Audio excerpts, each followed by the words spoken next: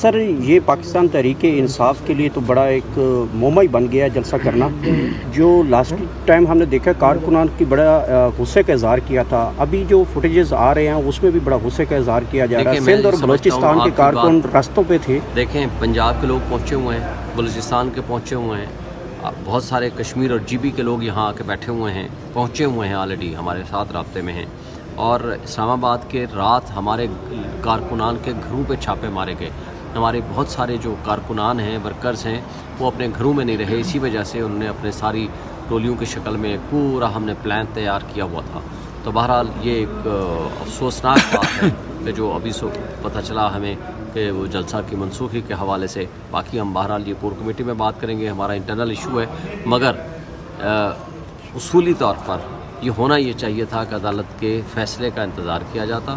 اور جب ہم نے یہ کہہ دیا تھا کہ ہم نے جلسہ کرنا ہے ہر حال میں، تو جو لوگ آ چکے ہیں اور اتنا بڑا کراؤڈ اور پورے پاکستان سے لوگ ابھی آئے ہوئے ہیں اور بیٹھے ہوئے ہیں.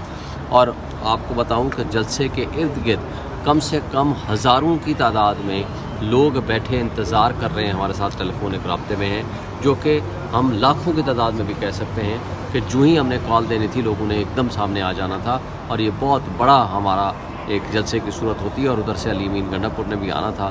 بہرحال یہ ایک لیڈرشپ کے فیصلے ہیں، میں یہ اختیار تو نہیں رکھتا کہ میں ان کے اوپر تنقید کروں، لیکن میری رائے اگر پوچھی جاتی تو میں یہ سمجھتا ہوں کہ آج کا جلسہ ہونا چاہیے تھا ہر حال میں، کیونکہ یہ ان کٹ پتلیوں نے ہمیں اجازت نہیں دینی. اور پھر نیچے سے دیکھیں عدالت کا حکم نامہ بھی موجود ہے، آئین ہمیں اجازت دیتا ہے، قانون ہمیں اجازت دیتا ہے. ان کٹ پتلیوں نے اور یہ ایک غلام بیوروکریسی نے یہ اسٹیبلشمنٹ کے کہنے پہ انہوں نے کبھی بھی ہمیں انڈیپینڈنٹلی اور آزادانہ طریقے سے ہمیں یہ جلسہ کرنے کی انہوں نے اجازت نہیں دینی. لیکن میں یہ سمجھتا ہوں کہ بہرحال اس موبلائزیشن سے جس طرح یہ گھبرائے ہیں، آپ کو پتہ ہے موٹر ویز انہوں نے بند کر دیے، فیض آباد بند کر دیا اور بہت ساری جگہوں پہ بند کیے. رات کو ہمارے پورے پنجاب میں ابھی لاہور کا جو ہمارا پریزیڈنٹ تھا شیخ امتیاز، وہ آ رہا تھا ٹھوکر نیاز بیگ سے، اس کو گرفتار کر لیا. اسی طرح پورے پنجاب میں ہمارے لوگوں کے گھروں پہ چھاپے مارے گئے اور ان کو گرفتاریاں کی گئیں. رات ہمارے کوئی 24 کے قریب ہمارے کارکنان کو جلسہ گاہ کی جگہ سے گرفتار کر لیا گیا.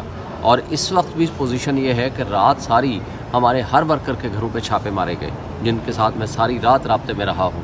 اور ان کو میں نے بھی یہی انسٹرکشنز دی ہیں کہ آپ سائٹ پہ رہیں تاکہ، اور ان کے لوگوں کو، ان کے گھر والوں کو جا کر کے ہراس کیا ہے. لیکن اب حالانکہ میں آپ کو کیا بتاؤں کہ بہت ساری ایسی ایشوز تھے، بہت ساری ہماری پلان تھے، پلان ABC، تو اتنا بڑا ہمارا مجمع اور جلسہ ہونا تھا.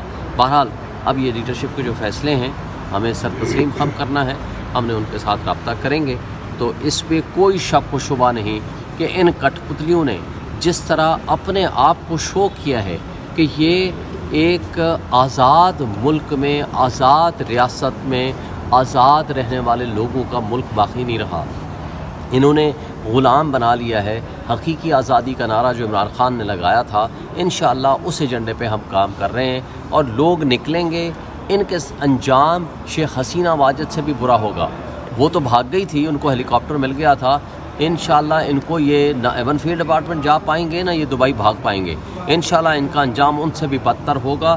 پبلک عوام کو جتنا آج شعور آ چکا ہے اور جتنی ان کے خلاف نفرت ہے، میں سمجھتا ہوں کہ یہ پاکستان کے 70 سالہ تاریخ میں اس سے پہلے کبھی ہم نے نہیں دیکھی. سر کارکنان کی جانب سے پہلے بھی جو ہے کافی غصے کا اظہار کیا گیا تھا. حال ہی میں ہم دیکھ رہے ہیں اس وقت سوشل میڈیا کے اوپر لیڈرشپ کے اوپر عدم اعتماد کر رہے ہیں کارکنان، اور شدید غصے میں ہیں کہ صبح 6 بجے ملاقاتیں کیسے ہو سکتی ہے اڈیالہ جیل میں. کس نے کہا ہے کہ عمران خان ملاقات صدر ہیں چودھری اشتیاق، جو ایک نوٹیفیکیشن انتظامیہ نے دیا ہے اس کو چیلنج کر دیا ہے. اس کو چیلنج دونوں میں، کنٹمپٹ میں بھی چیلنج کر دیا ہے، اور ہم نے فریش ریٹ پٹیشن میں بھی اس کو چیلنج کر دیا ہے.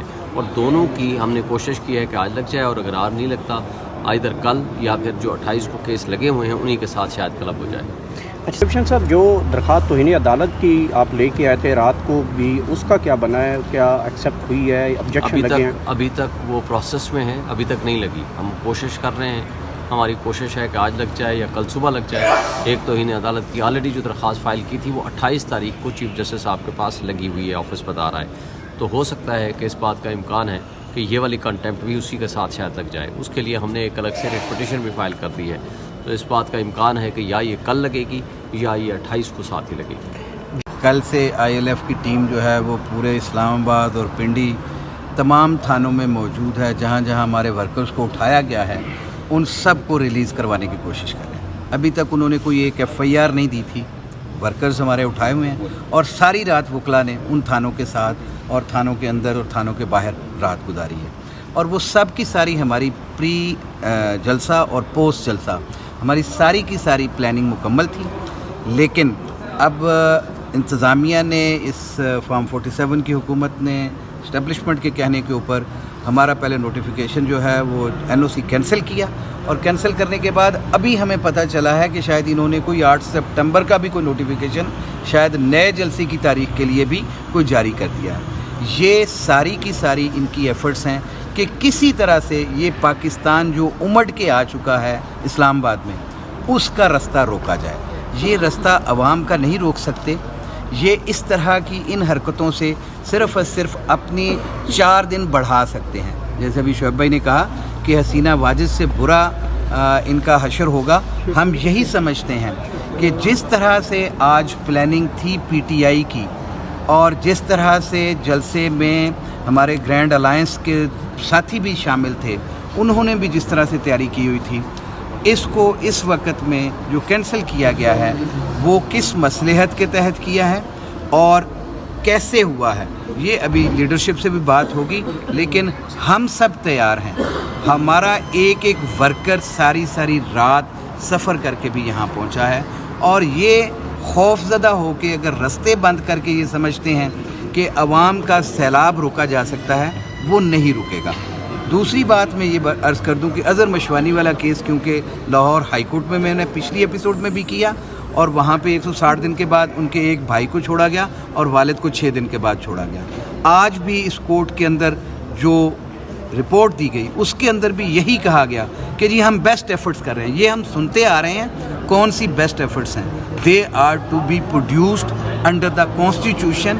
ان کا رائٹ ہے کہ ان کو پروڈیوس کیا جائے کورٹ میں. اور کورٹ نے بھی یہی کہا اگر وہ مجرم ہے اگر کوئی ملزم ہے کسی کیس میں تو ضرور ان کو بیہائنڈ دا بار لے آئیں.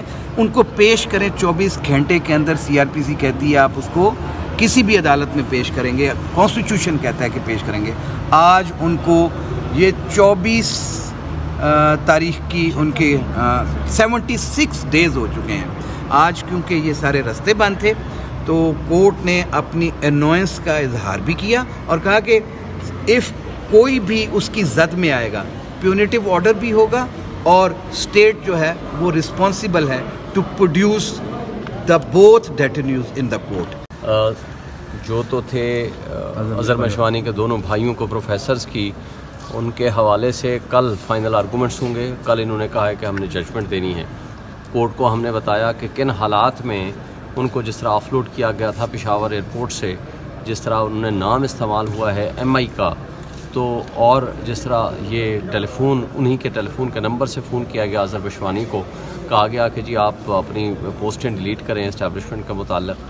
تو اس حوالے سے یہ بظاہر اور یہ اپریہنشن ہے کہ ایجنسیز نے ان کو اٹھایا ہوا ہے اور گورنمنٹ آف پاکستان سیریس نہیں ہے, سنجیدہ نہیں ہے اس حوالے سے اس ایشو کو ریزالو کرنے میں. تو بہرحال کورٹ نے آبزرویشن دے دی ہے کہ ہم نے ہر حال میں ان کو ریکور بھی کرانا ہے اور انشاءاللہ تعالیٰ اس بارے میں ہم نے فیصلہ بھی کرنا ہے. اور اگر کسی کو کسی کے خلاف بھی کوئی گریونس ہے تو قانون کے مطابق 24 گھنٹے کے اندر اندر ان کو مجسٹریٹ کی عدالت میں پیش کریں. اور اگر نہیں کریں گے تو بہرحال کورٹ نے کل فیصلہ دینا ہے. اس کے لیے فائنل آرگومنٹس کے لیے کل رکھ لیا گیا. اچھا